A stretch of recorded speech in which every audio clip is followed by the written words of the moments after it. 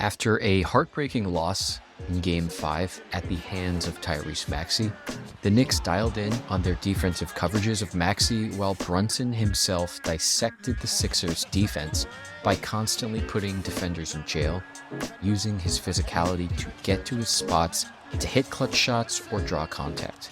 So let's review. In Game 5, Tyrese Maxey burned the Knicks with his extreme speed and outside shooting with 46 points on 68% true shooting, primarily using his speed to leave on-ball defenders in the dust and find easy layups. But a lot of these drives were to his right. So in Game 6, the Knicks made it a point to shade Tyrese Maxey to his left, where he's a much weaker finisher. So Maxey's speed, especially in high ball screens, make it really tough for defenders to stay with him, especially slower-footed bigs that have to play at the level because of his three-point shooting ability. So in this example, notice how Mitchell Robinson has to play at the level and how Maxey already has a step on Donte DiVincenzo. Watch how Mitchell Robinson is opening up him to his left, which directs Tyrese Maxey to his left hand.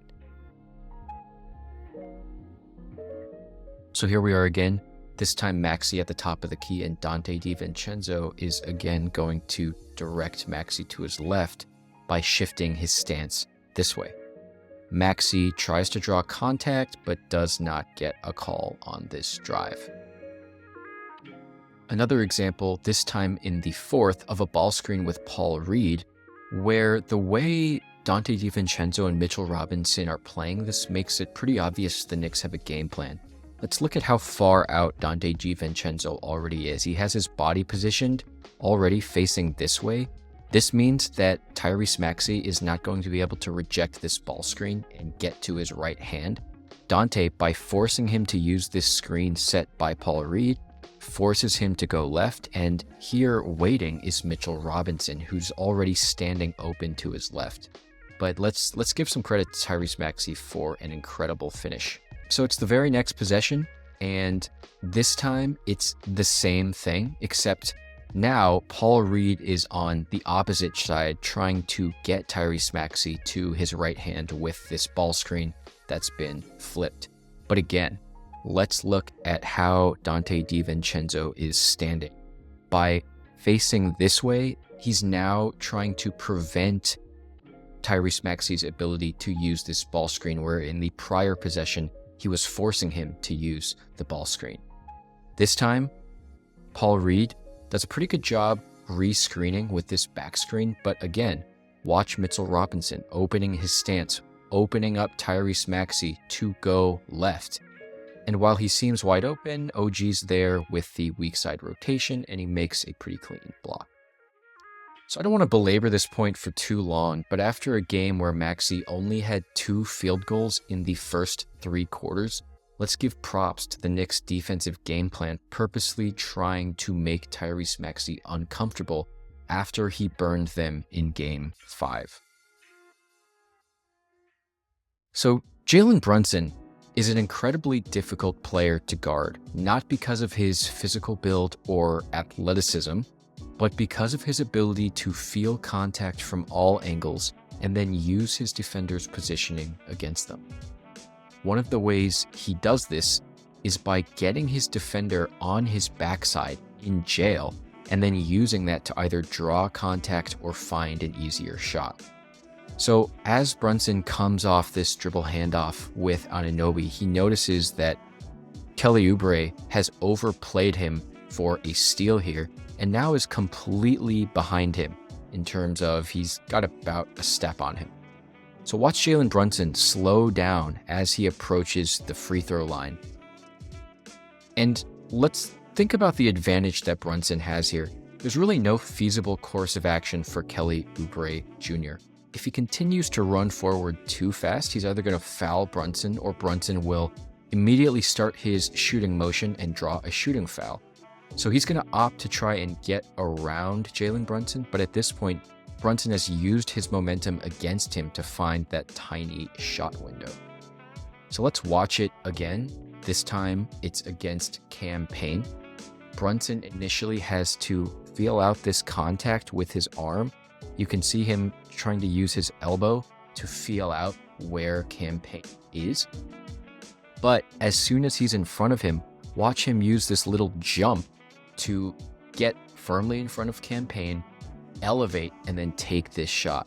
And I think in this example, he's probably looking for contact, even though he doesn't. This time Brunson's going to make a similar move. Watch how he initially feels out this contact with Kelly Oubre and starts his shot pretty early when Kelly Oubre has virtually no choice but to continue his momentum forward and commit this brush foul. This is another great example, this time in isolation against Nick Batum. Notice how Brunson is, as he turns this corner, is going to purposefully dribble into his defender's path in order to generate contact. After he turns his corner, look how Brunson is essentially dribbling parallel to the baseline instead of attacking all of this open space. And he's doing this in order to make a quick stop right at the elbow and shoot at a point where it's pretty inevitable that Nick Batum, with his momentum, is going to make contact, which he does, and he gets the foul. It's a similar story in this possession. Watch Brunson's path and how he is again feeling out contact by running into the path of Batum rather than going completely forward into open space in order to draw contact. Batum does a better job this time of trying to get in front of him and contesting the shot though. I think perhaps the best example of Jalen Brunson's jail came in the clutch against Kelly Oubre Jr., who has been a prisoner for much of this game. We're going to run this play twice, but pay attention to how Brunson accelerates and then quickly decelerates to draw contact. This time slower. Let's watch how all elements of Brunson's jail come into play. He starts off this time coming quickly downhill, feeling the contact with Kelly Oubre and naturally speeding him up as well, as they both move pretty quickly in the same direction.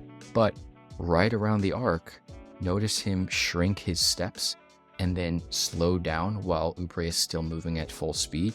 And then he makes a little jump in order to come to a complete stop and elevates to draw this shooting foul. And it's also Brunson's incredible body control that allows him to sink this shot as well. Jalen Brunson put on a clinic this game, playing possessions at his own pace and manipulating defenders in close quarters in order to firmly establish his jail and frustrate Sixers defenders. One of the revelations this season and this series has been the rise of Isaiah Hartenstein. His excellent skills as a passer, defender, and extremely high motor make him ultra valuable to a Knicks team that rides or dies on their effort. But one of his lesser known talents for years has been his push shot. Hartenstein was able to find a light rhythm this game with 14 points, primarily because of the attention paid to Jalen Brunson. Look at how he takes this ball up. Embiid and Oubre are entirely more concerned about his shot and opt to leave Hartenstein actually wide open at the elbow or around the nail.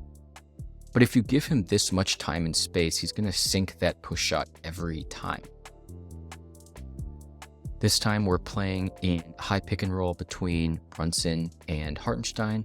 Again, the Sixers are much more concerned about Brunson as they're going to initially double him off of this ball screen, which ends up leaving Hartenstein wide open at the left elbow, where again, he's going to get off his push shot with a relatively open space. The New York Knicks are a team that on paper have a lower offensive ceiling than the Sixers, and were down their all-star physical wing in Julius Randle. Yet, it was their extreme effort on offensive and defensive rebounds from role players like Josh Hart and Isaiah Hartenstein. Clutch shot making both early and late in the series from Hart and DiVincenzo respectively, defensive adjustments combined with gifted defenders like OG Anunoby, transcendent shot creation from Jalen Brunson, and above all, absolute relentlessness that has led this team to their second straight Eastern Conference semifinals. So let's see if it continues. Thanks for watching. Like and subscribe for more film reviews just like this.